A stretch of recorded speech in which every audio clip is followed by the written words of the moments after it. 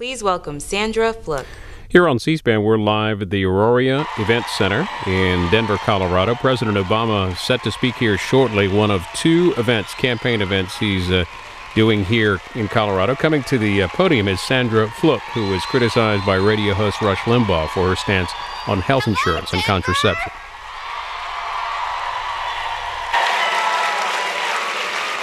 I'm Sandra Fluke, and I'm here not only to introduce the president, but to talk to you about the clear choice that we face in this election.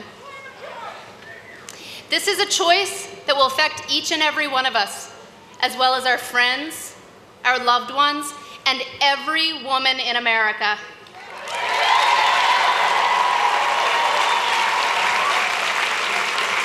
And that is why it's so personal for each of us. For me, it's been intensely personal.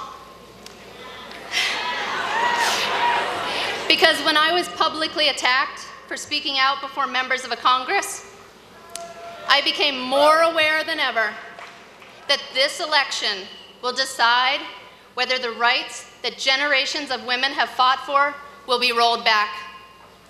And make no mistake about it, those rights can be rolled back, and in the blink of an eye. But thankfully, we have a president who has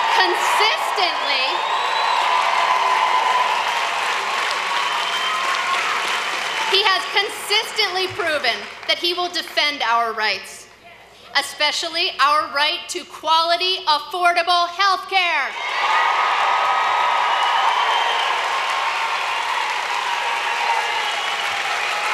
Because you know, when it comes down to it, the vision behind President Obama's health care reforms is really quite simple.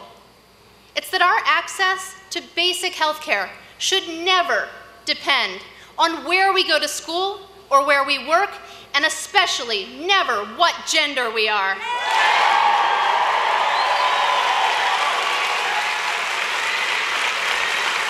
And Obamacare is already working. It's ensuring that millions of young women across this country have access to the care we need. As of 1 week ago today, thanks to Obamacare, women are starting to get access to preventive care, like cancer screenings and well woman visits and contraception at no cost.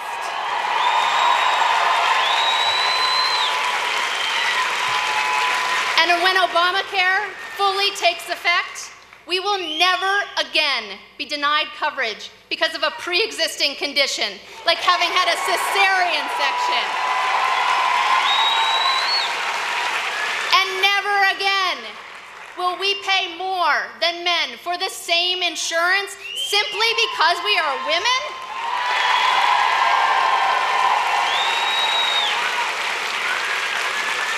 In each of these ways, President Obama is moving us forward.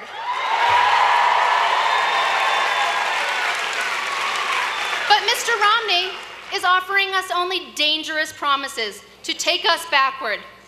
And I have to take him at his word, because he says that on day one, he's going to kill Obamacare dead.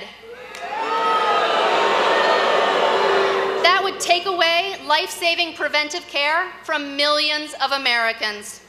And that is an alarming lack of vision from someone who says that he wants to lead our country. But you know, we've already seen what Mr. Romney's lack of leadership looks like. When I was verbally attacked earlier this year, the difference between President Obama and Mr. Romney became very clear. After those attacks, I was heartened by so many Americans, many of you, who reached out to me and supported me, no matter what anyone's politics were. And President Obama was one of us.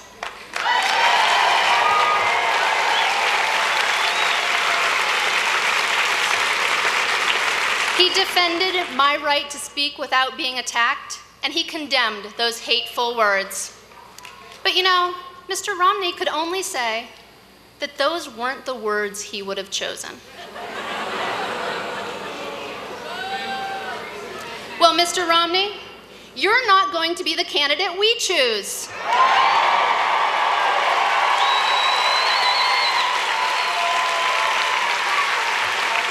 Because if Mr. Romney can't stand up to extreme voices in his own party, then we know he'll never stand up for us. And he won't defend the rights that generations of women have fought for.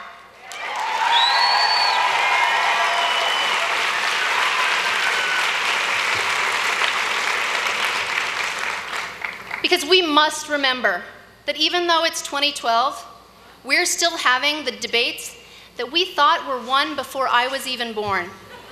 Debates about access to contraception and whether a woman has the right to make her own health care decisions.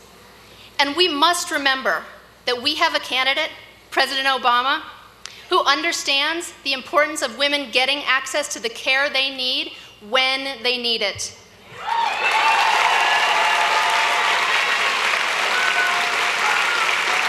And we must remember that we have another candidate, Mr. Romney, who wants to take all of that away.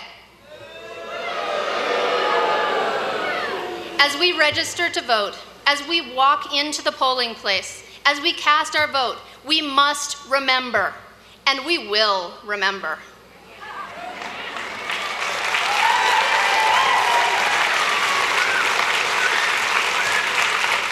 Because Denver, President Obama has had my back, he's had your back, he's had all of our backs, and now we're gonna have his.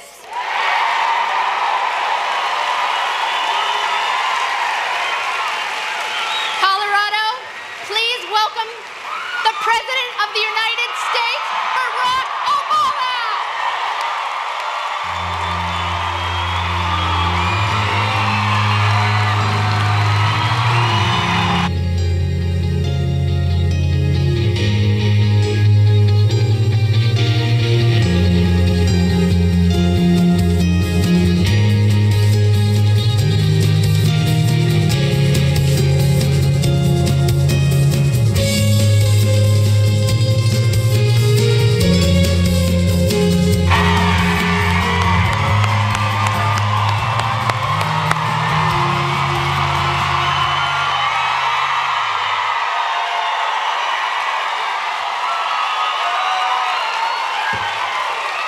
Hello, Denver.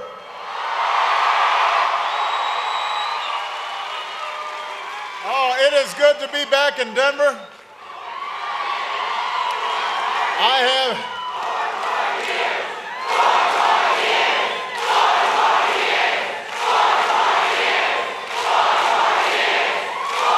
Thank you. Well, I tell you what, we win Colorado, I'll get 4 more years.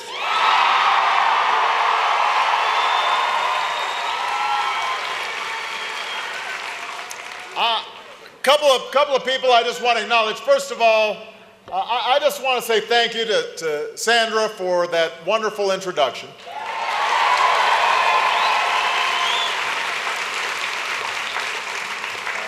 She is one tough and poised young lady. She was generous to stand up for her friend. She was brave to stand up for herself, and an eloquent advocate for women's health, and I suspect she's going to be doing some even greater things as time goes on. So give her a big round of applause.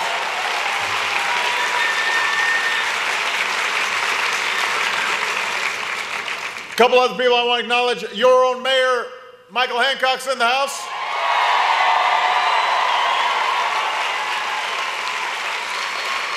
One of the best senators in the country, Michael Bennet, is in the house.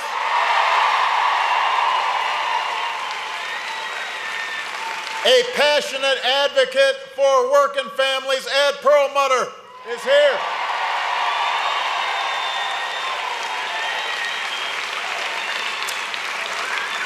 My dear friend, campaign co-chair, former mayor, former Secretary of Transportation and Energy. I'm getting tired just listing his resume. Federico. He's here somewhere. Where'd Federico go? And finally, I also want to acknowledge another campaign co-chair, John Register, a veteran and Paralympian. We are very proud of him, John Register.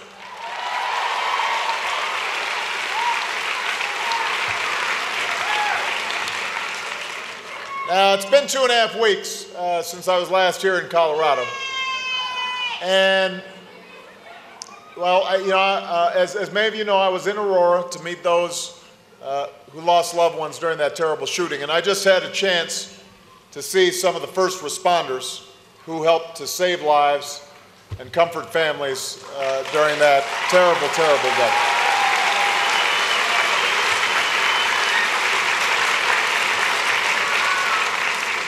Unfortunately, since that time, we've had another tragedy in Oak Creek, Wisconsin, where 6 members of our community were killed as they entered into a house of worship. And so I think we can all acknowledge we've got to put an end to this kind of senseless violence. Whether it's in Aurora, whether it's in Oak Creek, whether it's in Tucson, whether it's in cities all across America where too many lives are cut short because of senseless violence. This is going to have to stop. And as an American family, as one American family, we're going to have to come together and look at all the approaches that we can take to try to bring an end to it. And I want you to all know that the thoughts and prayers of the entire nation remain with those in Aurora. And even though the perpetrators of these acts have received a lot of attention, attention on them will fade. And what will be replaced are the stories of heroism and hope that we've seen here in Colorado and in Wisconsin and across the nation. That's what we'll remember. That's what's going to matter. That's what we will value. The strength and the resilience and the care and the love of the American people. Now, unless you've managed to completely avoid your television set or your cable is broken, you are aware that there is a pretty intense campaign going on right now. And the reason it's intense is because the choice that we face in November could not be bigger. It's not just a choice between 2 candidates. It's not even just a choice between 2 parties. More than any election in recent memory, this is a choice between 2 fundamentally different paths for our country's future. And the direction that you choose, the direction you choose when you walk into that voting booth 3 months from now, will have a direct impact not just on your lives, but on the lives of your children and the lives of your grandchildren. And that's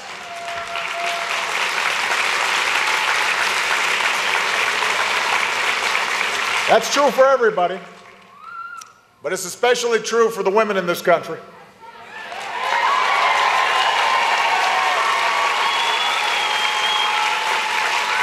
From working moms to college students to seniors. Because when it comes to the economy, it's bad enough that our opponents want to take us back to the same policies of the last decade, the same policies that got us into this mess in the first place, the same policies that saw jobs going overseas and ended up seeing people's wages and incomes going down even as the costs of everything from health care to college were going up. Policies that culminated in the worst financial crisis since the Great Depression and that we've spent now 3.5 years trying to recover from. That's bad enough. But when it comes to a woman's right to make her own health care choices, they want to take us back to the policies more suited to the 1950s than the 21st century. And Colorado, you've got to make sure it does not happen.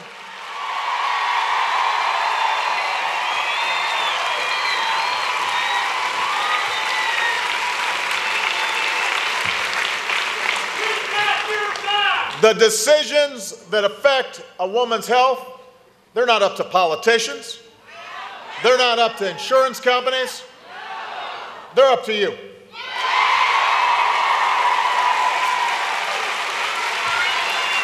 And you deserve a president who will fight to keep it that way. That's the president I've been. That's the president I will be if I get a second term as president of the United States to keep moving this country forward.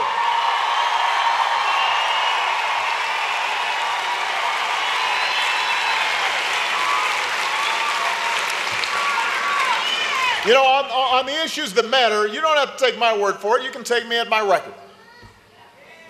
4 years ago, I delivered on my promise to pass health reform before the end of my first term. That's what we did.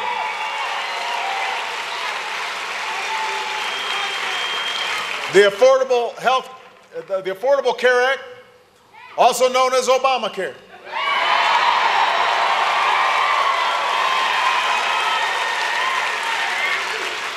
I actually like the name because I do care. That's why we fought so hard to make it happen.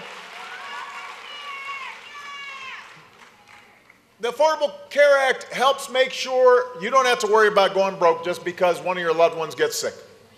Insurance companies can no longer place lifetime limits on your care. They can no longer jack up your premiums without reason. They can no longer drop your coverage when you need it most. They can no longer discriminate against children with pre-existing conditions. And pretty soon they'll no longer be able to deny you coverage based on a pre-existing condition like breast cancer or cervical cancer, or charge you more for care just because you're a woman. They can't do that anymore. Those days are over.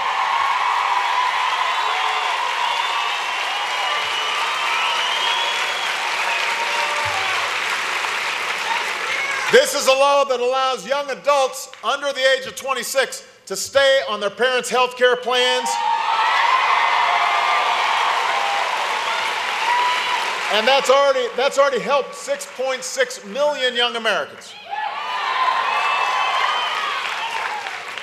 If you're a little bit over 26, it gives seniors a discount on their prescription drugs. A discount that's already saved millions of seniors on Medicare hundreds of dollars each. Right now, nearly 13 million Americans are getting a rebate from insurance companies. That's right, they're sending you a check because under the law, we've capped the amount of money that they can spend on administrative costs and CEO bonuses instead of your health care. And when they violate that rule, they've got to send you a check. Last year, Obamacare secured new access to preventive care like mammograms and cancer screenings with no copay, no deductible, no out-of-pocket costs for more than 20 million women.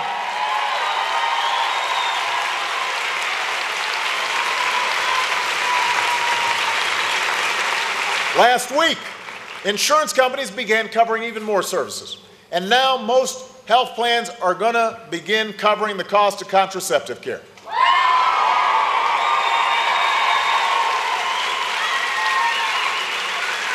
Now, understand, this is crucial for women's health. Doctors prescribe contraception not just for family planning, but as a way to reduce the risk of ovarian and other cancers. And it's good for our healthcare system in general because we know the overall cost of care is lower when women have access to contraceptive services.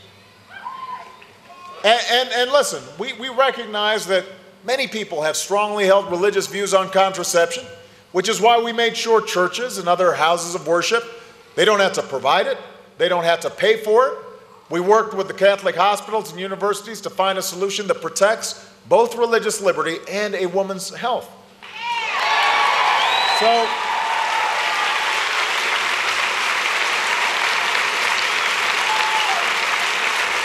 the fact is, nearly 99% of women have relied on contraception at some point, and more than half of all women between the ages of 18 and 34 have struggled to afford it. And we're changing that. Before healthcare reform, many healthcare plans charged high deductibles or copays for all these preventive services, or they just didn't cover them at all. And according to one study, more than half of all women put off the care they needed because of that. How many of you have gone without care that you needed, or a checkup because you knew that you might not be able to afford the insurance copays? And you had to choose between gas or groceries or your kid's new soccer uniform. I don't think a working mom in Denver should have to wait to get a mammogram just because money's tight.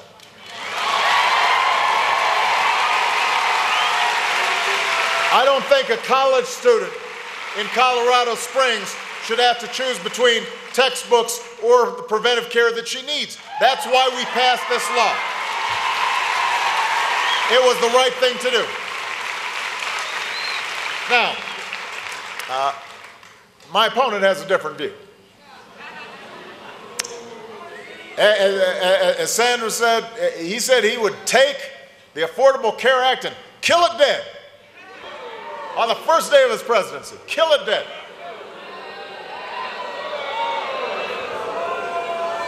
Which, I mean, just understand what this means. This means 26-year-old, 6.5 million young people don't have health insurance.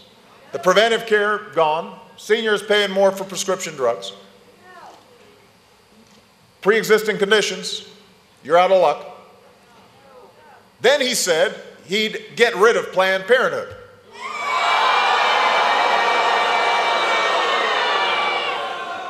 Then he said he would have supported an extreme measure in Mississippi that could have outlawed some forms of contraception. Then he joined the far right of his party to support a bill that would allow any employer to deny contraceptive coverage to their employees. So it would be up to the employer to decide. Your boss telling you what's best for your health and your safety. Well, let me tell you something, Denver. I don't think your boss should get to control the health care that you get. I don't think insurance companies should control the care that you get. I don't think politicians should control the care that you get. I think there's one person to make these decisions on health care, and that is you. You should make that decision.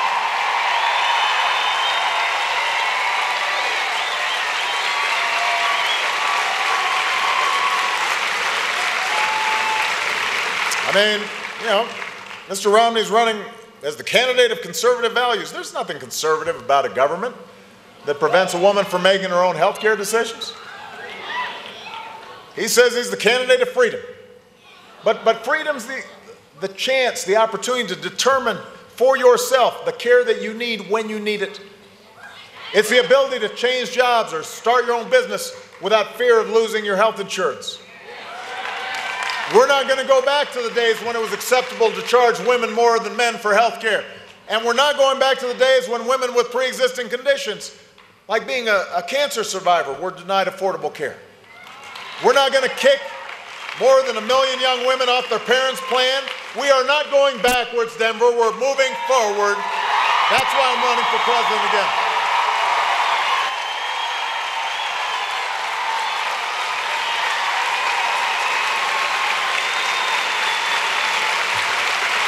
And understand this, at a time when women make up nearly half the workforce, an increasing share of family breadwinners, these aren't just health issues, and they're not just women's issues. These are economic issues. They affect every family in America. Think about it. Think about what it means when a woman is the main breadwinner for her family, but she's taking less pay home, doing the same work as a man, just because she's a woman. That's not right. When my opponent's campaign was asked if he'd fight to guarantee an equal day's pay for an equal day's work, you know what the campaign said? They said, "We'll get back to you on that." That's not a good answer. We'll get back to you on that? He won't say what he'd do about it. You've got my answer. Upholding the principle of equal pay for equal work was the first bill I signed into law. The Lilly Ledbetter Act. First bill I signed.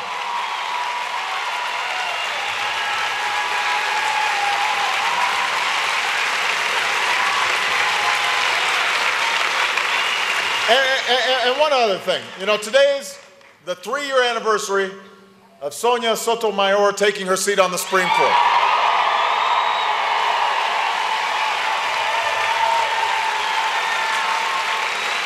Yesterday was the 2-year anniversary of Elena Kagan taking her seat on the Supreme Court. So let's be very clear. The next president could tip the balance of the court in a way that turns back the clock for women and families for decades to come. The choice between going backward and moving forward has never been so clear. And let me say this, when I talk about women's issues, I'm talking about the experiences that I've seen in my own life. Everybody knows Michelle, and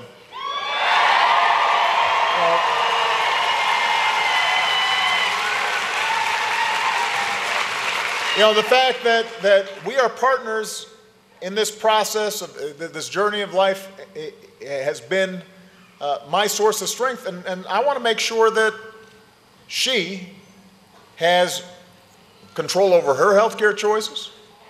I want to make sure that when she's working, she's getting paid the same as men. I got to say, first ladies right now don't, even though that's a tough job. My own mom would have been 70 years old this year. And my sister and I lost her to cancer when she was just 52 years old. And she got to meet Michelle, but she never got a chance to meet her granddaughters or watch them grow up. And I often think about what might have happened if a doctor had caught her cancer sooner, or if she'd been able to spend less time focusing on how she was going to pay her bills and more time on getting well. She is still with us. She's in a better place.